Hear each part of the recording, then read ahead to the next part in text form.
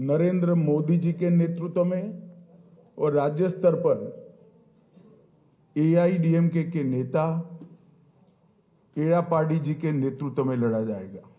இந்த தேர்தல் தேசிய அளவில் திரு மோடி அவர்களின் சீரிய தலைமையிலும் தமிழ்நாட்டில் அஇஅதிமுகவின் தலைவர் திரு எடப்பாடி அவர்களின் தலைமையிலும் நடைபெற இருக்கிறது। एक प्रकार से 1998 से एआईडीएमके एनडीए गठबंधन का हिस्सा है और लंबे समय तक मोदी जी और महान जयललिता जी ने साथ में मिलकर राष्ट्रीय राजनीति में काम किया है। 1998 ஆண்டு முதல் நம்ம அதிமுகவும் பாரதிய ஜனதா கட்சி கூட்டணியை தொடர்ந்து அமைத்து வருகிறது। இது ஒரு இயல்பான கூட்டணி। அவங்க மேடம் ஜெயலலிதா அவர்கள் காலத்திலிருந்து தமிழ்நாட்டில் உள்ள பல இடங்களில் இந்த கூட்டணி போட்டியிட்டு இருக்கிறது। और एक समय पर बीजेपी एआईडीएमके अलायंस ने 39 में से 30 लोकसभा सीट जनरल इलेक्शन में जीती थी। தமிழ்நாட்டில் ஒருமுறை 39 இடங்களில் 30 இடங்களை இந்த கூட்டணி வெற்றி பெற்றிருக்கிறது। मुझे पूरा विश्वास है कि आने वाले दिनों में जो चुनाव होने वाला है वो जनरल इलेक्शन में एनडीए प्रचंड बहुमत हासिल करेगा और तमिलनाडु में फिर से एक बार एनडीए की सरकार बनेगी। வரப்போகிற தேர்தலில் எனக்கு முழு நம்பிக்கை இருக்கிறது। பாரதிய ஜனதா கட்சி அதிமுகவின் இந்த என்டிஏ கூட்டணி மிக பெரும்பான்மையான வாக்குகளை பெற்று ஆட்சி அமைக்க போகிறது।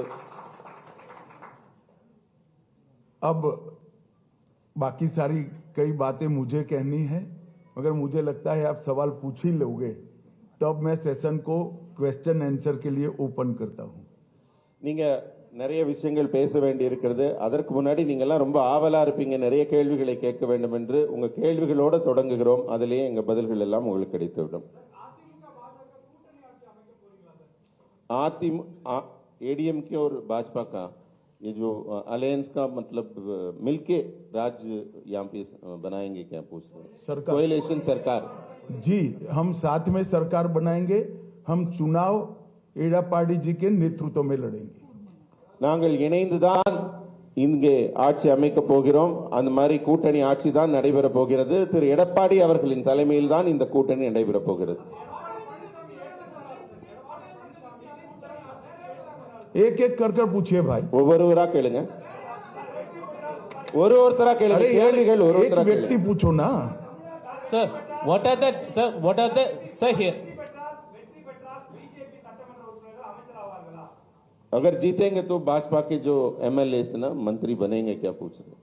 वो हम जीतने के बाद तय करेंगे। मैं कोई कंफ्यूजन छोड़ना नहीं चाहता। डीएमके के लिए हम एड़ापाडी जी के नेतृत्व में लड़ेंगे। Sir, what are the demands? வெற்றி பெற்ற பிறகு அதற்கான பதிலை சொல்லுகிறோம்। இப்ப நாங்க திமுகவோட எந்த விதமான இந்த மாதிரி குழப்பத்துக்கும் ஆளாக்க விரும்பவில்லை। அதனால ரொம்ப தெளிவா சொல்றோம், திரு எடப்பாடி அவர்களின் சீரிய தலைமையில் இந்த கூட்டணி அமைகிறது। வெற்றிக்கு பிறகு முடிவு செய்யப்படும்। Sir, एक second. Sir, what are the demands that ADMK came to alliance with BJP, that NDA? Demand क्या है पूछ रहे हैं? किसका? ADMK demands. एआईडीएमके का कोई कंडीशन नहीं है, कोई डिमांड नहीं। Sir, जरा बताओ भाई तमिल में। ஏடிஎம்கேவோட டிமாண்ட் என்னன்னு அவர் கேட்டதுக்கு ஏடிஎம்கேவோட எந்த விதமான அவங்க டிமாண்டும் வைக்கவில்லை। இது ஒரு இயல்பான இயற்கையான கூட்டணி। सर, अरे भाई, आप पहली बार प्रेस कॉन्फ्रेंस में आ रहे हो, आप हाथ खड़ा करो, श्रीकांत विल गिव चांस। ஒரு நிமிஷம் நீங்க சொல்லுங்கண்ணா, நீங்க சொல்லுங்க। Sir, what about O Pannirselvam and TT Vidyanagaran? Are they also part of the NDA, or you wanted a united AIADMK, sir? AIADMK के इंटरनल अफेयर्स में हमारा कोई इंटरफियरेंस नहीं होगा। जहां तक एनडीए के साथी दलों का सवाल है, एआईडीएमके और बीजेपी का तमिलनाडु यूनिट बैठकर तय करेगा। அதிமுகவின் தனிப்பட்ட அவங்க கட்சி விடயங்களில் நாங்கள் தலையிட போவதில்லை। மற்றபடி தேர்தல் விஷயங்கள்ல அவர் தலைமையில் நாங்கள் எல்லாரும் அமர்ந்து பேசி எங்களுடைய திட்டமிடலை செய்கிறோம்। ஒருத்தர் மாத்தி மாத்தி கேக்குறேன். நீங்க கேட்டீங்க, நீங்க சொல்லுங்க. எந்திரிச்சிருன்னு சொல்லுங்க.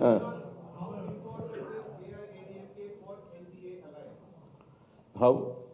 देखिए, एआईडीएमके का एनडीए में आना एनडीए के लिए बहुत उपयोगी है और एआईडीएमके का एनडीए में आना एआईडीएमके के लिए भी बहुत उपयोगी है.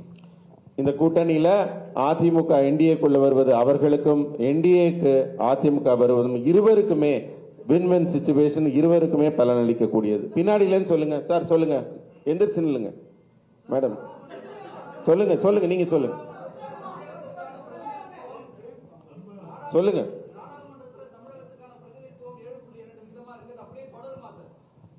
நீங்க கூட்டணியில இருந்து இப்ப வேற ஒரு விடயம் போறீங்க, டீலிமிட்டேஷன் போறீங்க, கூட்டணி பத்தி கொள்கைகள் முடிங்க.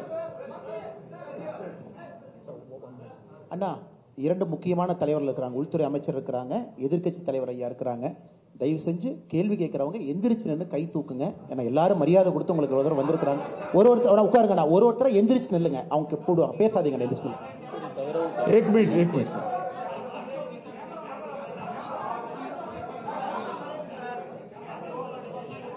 सीटों की संख्या और सरकार बनाने के बाद मिनिस्ट्री का बंटवारा दोनों यूनिट्स हमारे साथियों के साथ बैठकर बाद में तय करेंगे. யார் யாருக்கு எத்தனை தொகுதிகள் என்பதும் வெற்றி பெற்ற பிறகு எப்படி அவங்க ஆட்சியில் பங்கு பெற போகிறார்கள் என்பதெல்லாம் பின்னாடி தான் பேச போறோம். இப்ப அது பேசு பொருளாக இல்லை. एक सेकंड சார், சொல்லுங்க சார்.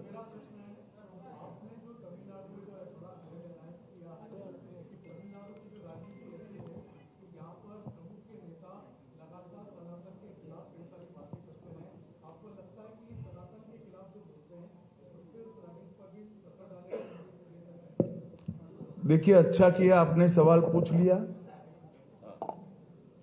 तमिलनाडु के अंदर डीएमके पार्टी सनातन धर्म,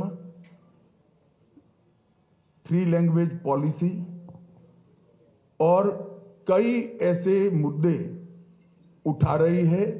उसका एकमात्र उद्देश्य मूल मुद्दों से ध्यान हटाना है. அதாவது திமுக சர்க்கார் தமிழ்நாட்டில் சில முக்கியமான பிரச்சனைகளை தொடர்ந்து எழுப்பி கொண்டிருக்கிறார்கள். அது சனாதனமாக இருக்கட்டும், மும்மொழி ஆகட்டும், டீலிமிட்டேஷன், இது போன்ற பல பிரச்சனைகளை எழுப்பி கொண்டிருக்கிறார். அது என்னன்னா, அவர்களுக்கு இருக்கிற ஆட்சியில் இருக்கிற முக்கியமான பிரச்சனைகள், ஊழல், மோசடி போன்ற பிரச்சனைகள் இருந்து மக்களை திசை திருப்புவதற்காக இது போன்ற பிரச்சனைகளை எழுப்புகிறார்கள். சார், தமிழ்நாட்டில் एक सेकंड भाई, मेरी बात तो समाप्त होने दो. ऐसे करोगे आप? அந்த கேள்விக்கு இன்னும் पहली बार प्रेस कॉन्फ्रेंस में आए हो क्या?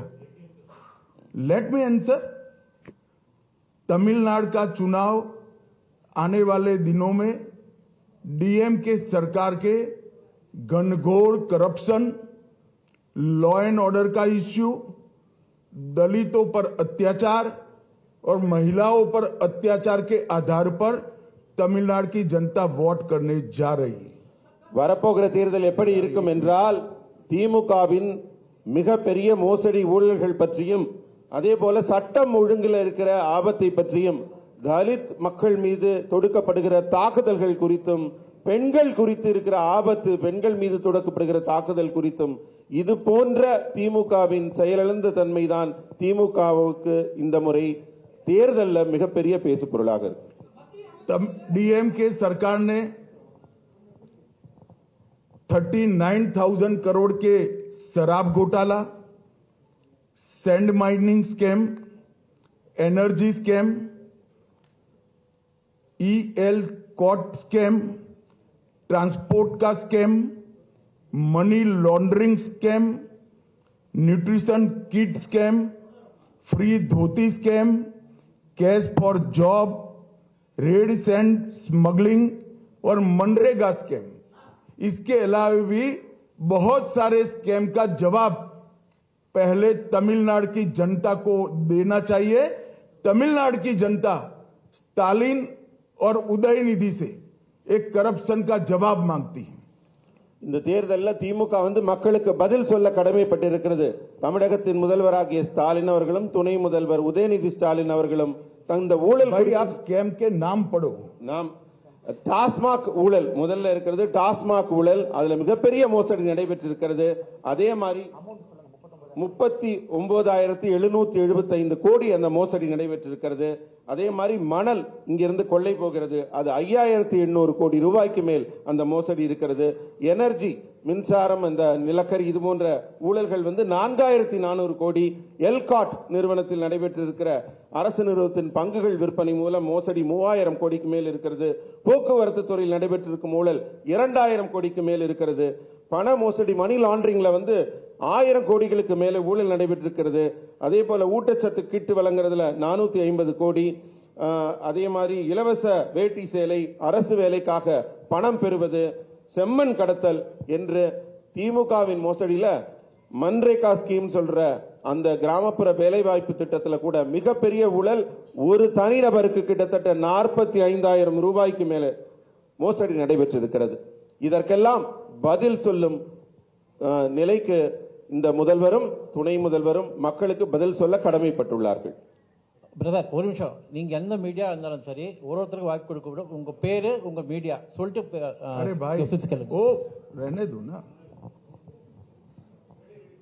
சொல்லுங்க. அடுத்த கேள்வி கேளுங்க. சொல்லுங்க தம்பி. தமிழ்நாட்டில் நீட் தேர்வு ஒரு பெரிய பிரச்சனையா இருக்கு. இந்த நீட் தேர்வுல திமுக தொடர்ச்சியா அதுல பிரச்சனை பண்ணிட்டு இருக்காங்க. அண்மையில கூட ஒரு அசம்பிளி பார்ட்டிஸ்ல எல்லாம் கூப்பிட்டு அவங்க ரெசல்யூஷன் போட்டுட்டு இருக்காங்க. இந்த மாதிரி விஷயங்கள்ல தமிழ்நாட்டுக்கு பிஜேபி டெட் அகைன்ஸ்டா இருக்கு அப்படின்றத ஃபீல் பண்றாங்க. சோ உங்க அலையன்ஸ் இதுக்கு எப்படி பதில் சொல்வீங்க? नीट का इश्यू तमिलनाडु में बहुत बड़ा समस्या। देखिए, नीट का इश्यू भी ये लोग ध्यान भटकाने के लिए खड़ा कर रहे हैं और डीलिमिटेशन का इश्यू भी ये लोग ध्यान भटकाने के लिए खड़ा कर रहे हैं. மக்களின் கவனத்தை திசை திருப்புவதற்காக மட்டுமே நீட், டீலிமிட்டேஷன் போன்ற பிரச்சனைகளை திமுக பயன்படுத்துகிறது.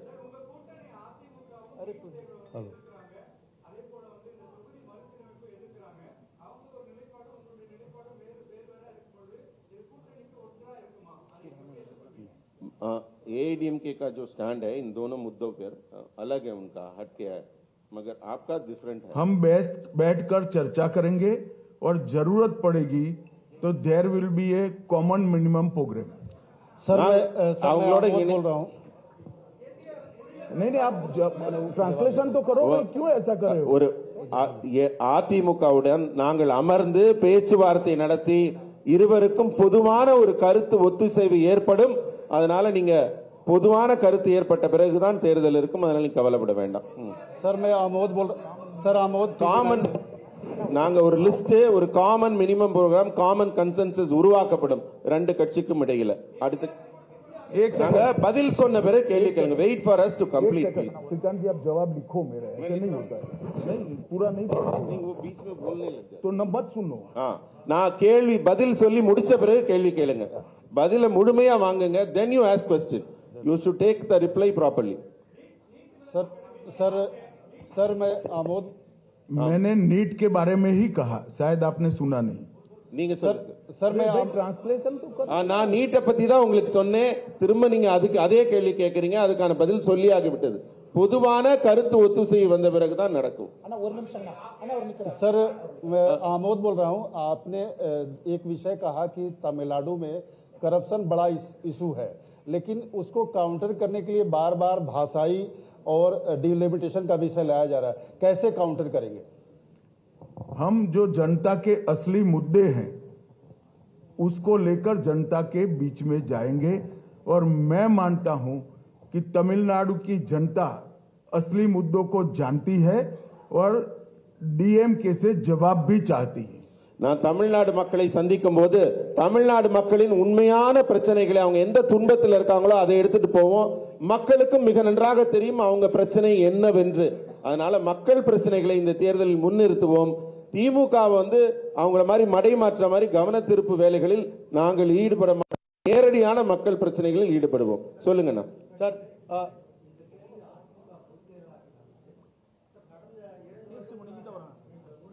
முடிச்சோன்னு வாங்க. சார் சார் சார் சார் எந்திரிச்சு சொல்லுங்க. சொல்லுங்க சொல்லுங்க. சொல்லிட்டாங்க. அதுக்கு அத தேர்தலுக்கு பிறகு, வெற்றிக்கு பிறகு பதில் சொல்லுங்க. मैंने स्पष्टता से कहा कि श्री एड़ापाडी के नेतृत्व में हम चुनाव लड़ेंगे। நான் மிகவும் தெளிவாக சொல்லிவிட்டேன். திரு எடப்பாடி அவர்களின் சீரிய தலைமையில் தான் இந்த கூட்டணி இருக்கும். மற்றதெல்லாம் தேர்தலுக்கு பிறகு. सवाल पूछे தயவு செஞ்சு புரிஞ்சுக்கங்க. உள்துறை அமைச்சர் அவர்களோ முன்னாள் முதலமைச்சர் இன்றைய எதிர்க்கட்சி தலைவர் அவர்களும் பொறுமையா உங்களுக்கு பதில் சொல்லிட்டு இருக்காங்க. ஒருத்தர் ஒரு கேள்வி முடிச்சதுக்கு அப்புறம் திரும்ப கேட்காதீங்க. 1 person 1 question. ஒரே நிமிஷங்கண்ணா. என்டிடிவி சாம் டேனியல் அவங்க இருக்காங்க. முதல்ல இருந்து நின்று இருக்கீங்க. கொஞ்சம் எந்திரிச்சு நில்லுங்கண்ணா. கேளு. अमीषा जी इधर से सर गृहमंत्री जी रविंद्र हूँ। एक सवाल डीएमके और दूसरे जो आपके विरोधी ये भी कह रहे हैं कि चुनाव से पहले एडीएमके के साथ आपका गठबंधन हुआ है, ये कितना अस्थायी होगा, इस पर संशय उठा रहे हैं वो लोग। देर इसीलिए लगी है कि गठबंधन अब परमानेंट रहने वाला है, इसमें कभी कोई दिक्कत नहीं आएगी। இங்க கூட்டணியில ஏன் தாமதம்ங்கிறீங்க? கூட்டணி மிக உறுதியான கூட்டணியாக அமைந்திருக்கிறது. இதில் எந்தவித மாறுபாடும் குழப்பமும் ஏதும் இருக்காது. உறுதியான கூட்டணியாக தேர்தலை நாங்கள் சந்திப்போம்.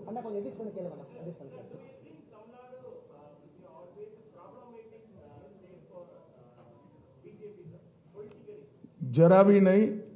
हम तमिल भाषा, तमिल संस्कृति और तमिल जनता का भारतीय जनता पार्टी गौरव भी करती है और सम्मान भी करती है। தமிழ் மக்களையும் தமிழ் மாநிலத்தையும் தமிழ் மொழியும் நாங்கள் எங்கள் கௌரவமாக கருதுகிறோமே தவிர என்றுமே தமிழ்நாட்டை பாஜக பிரச்சனைக்குரிய மாநிலமாக கருதியதில்லை. ये नरेंद्र मोदी जी ही थे जिन्होंने महान तमिल परंपरा से सेंगोल को संसद के अंदर प्रस्तापित किया। डीएमके ने कभी मांग नहीं की। ஆனா நாங்க மோடி அவர்கள் தமிழ்நாட்டை மதித்து தமிழ் கலாச்சார பண்பாட்டை மதித்து பாராளுமன்ற புதிய கட்டிடத்தில் செங்கோலை நிறுவினார். ஆனா திமுக அதை எதிர்த்தது. ये मोदी जी ही थे जिन्होंने काशी तमिल संगमम और सौराष्ट्र तमिल संगमम की शुरुआत की। மோடி அவர்கள்தான் தமிழின் பெருமையை போற்றுவதற்காக காசியில் தமிழ் சங்கமத்தையும் அங்க குஜராத்தில் சௌராஷ்டிரா தமிழ் சங்கமத்தையும் பெருமையாக நடத்தினார். खेलो इंडिया में तमिल मार्शल आर्ट सिलंबम को मोदी जी ने ही शामिल किया। தமிழ்நாட்டில் மிக புகழ்பெற்ற பாரம்பரிய விளையாட்டான சிலம்பம் விளையாட்டை கேலோ இந்தியா விளையாட்டு போட்டியில் அவர் இணைத்தவர் திரு மோடி அவர்கள். मोदी जी ने ही सेंट्रल शास्त्रीय तमिल संस्थान CICT 25 करोड़ की लागत से इसकी शुरुआत नरेंद्र मोदी जी ने ही की। தமிழ்நாட்டில் தமிழ் மொழியை வளர்ப்பதற்காக இருக்கிற ஒரே நிறுவனம் செம்மொழி தமிழாய்வு நிறுவனம். அது மத்திய அரசின் நிறுவனம். 24 கோடி ரூபாய் முதலீட்டில் அதை உருவாக்கியவர் திரு நரேந்திர மோடி அவர். हमारी सरकार ने ही ह्यूस्टन यूनिवर्सिटी में तमिल पीठ की शुरुआत की। ஹூஸ்டன்ல இருக்கிற பல்கலைக்கழகத்தில் தமிழ் இலக்கியத்திற்கான ஆராய்ச்சி இருக்கை உருவாக்கப்பட்டுள்ளது. तिरुकुरल का अनेक भाषाओं में अनुवाद भारत सरकार करा रही है। उसमें से 63 लैंग्वेज में इसका ट्रांसलेशन पूरा हो चुका है। திருக்குறளை உலகின் பல்வேறு நாட்டு மொழிகளிலும் நாங்கள் மொழிபெயர்த்துக் கொண்டிருக்கிறோம். அதுல 63 மொழிகளில் ஏற்கனவே திருக்குறள் மொழிபெயர்க்கப்பட்டிருக்கிறது உலகம். और मोदी जी ने ही महान तमिल कवि सुब्रमण्यम भारती की संपूर्ण रचना संग्रह का विमोचन किया है।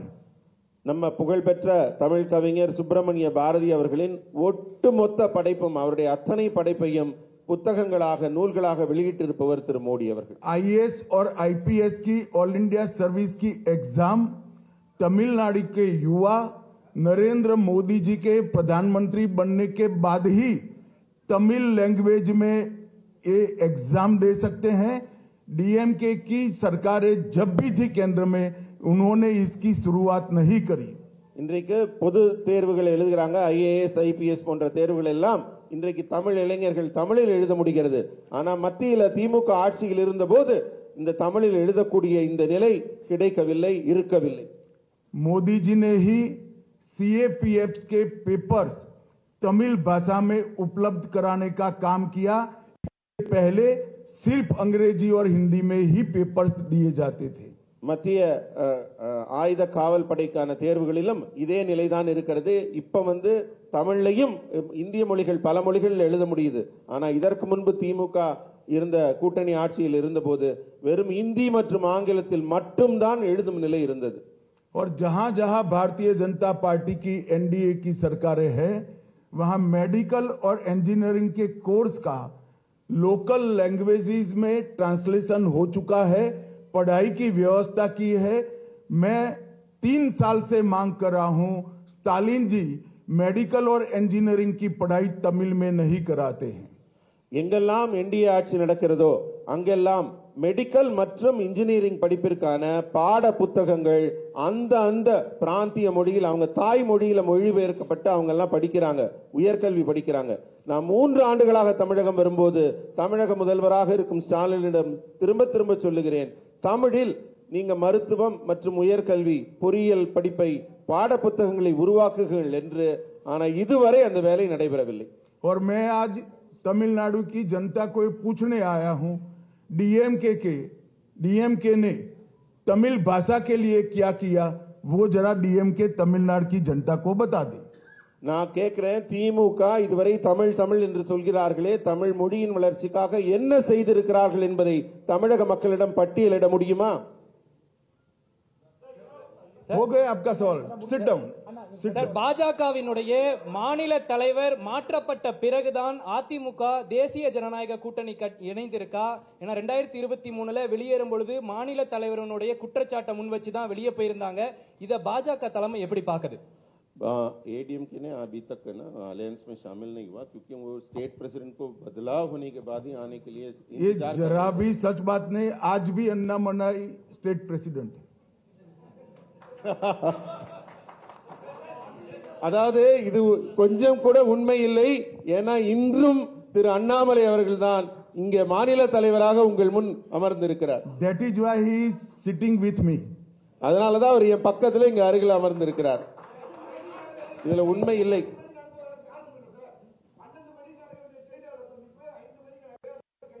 बारह बजे होने वाला जो प्रेस मीट अभी 5 बजे तक इसलिए डिले हुआ। देखिए, मैंने कहा ना कि देरी इसलिए हुई है कि गठबंधन को लंबा चलाना है। எதனால தாமதம் நீங்க கேட்டதுக்கு நான் ஏற்கனவே பதில் சொல்லிவிட்டேன். நீண்ட உறுதியான வலுவான கூட்டணி அமைப்பதற்காகத்தான் காலதாமதமானது. सर, जिसने पूछ लिया है प्लीज हाथ ऊपर मत करिए।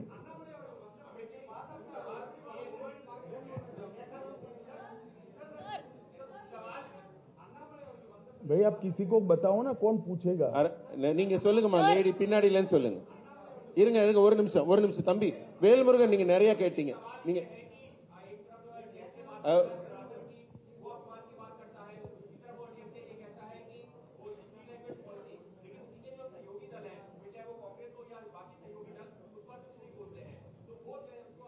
तो क्या तमिलनाडु की जनता नहीं जानती है? कांग्रेस क्यों चुप है? डीएमके के ऐसे मुद्दे के साथ देश में और कोई पार्टी नहीं। அதாவது தமிழக மக்கள் என்ன ஏதும் அறியாதவர்களா? அவர்களுக்கு ஒன்றும் தெரியாமல் இருக்கிறார்களா? காங்கிரசின் நிலைப்பாடு என்ன, அவர்கள் சொல்வது என்ன, எதை அவர்கள் தேர்தலில் முன்னிறுத்துகிறார்கள் என்பதை அறிந்தவர்களாக இருக்கிறார்கள். நீங்க சொல்லுங்கம்மா. Sir, you said in your tweet that Annamalai's skills would be leveraged to the national level. Would that be moving Annamalai to the national level, or will Annamalai sir will have to play a role in the 2026 elections of Tamil Nadu as well? आप कुछ चीजें हमारी party पर छोड़ दीजिए, हम चलाएंगे ना अच्छे से। நீங்க சில விஷயங்கள் எல்லாம் எங்க கட்சி முடிவு எடுக்கிறதுக்காக मेरी पार्टी की इतनी सारी चिंता मत करिए, हम चलाएंगे अच्छे से। நீங்க கட்சி நடத்த வேண்டாம், நாங்க நடத்திக்கிறோம், அதை பத்தி நீங்க கவலைப்படாதீங்க. चलिए, धन्यवाद मित्रों, बहुत बहुत धन्यवाद। நன்றி நன்றி நன்றி நன்றி, உங்கள் அனைவருக்கும் நன்றி। तो गृह मंत्री अमित शाह का ये तमिलनाडु का दौरा जो कि काफी अहम है, और उस दौरे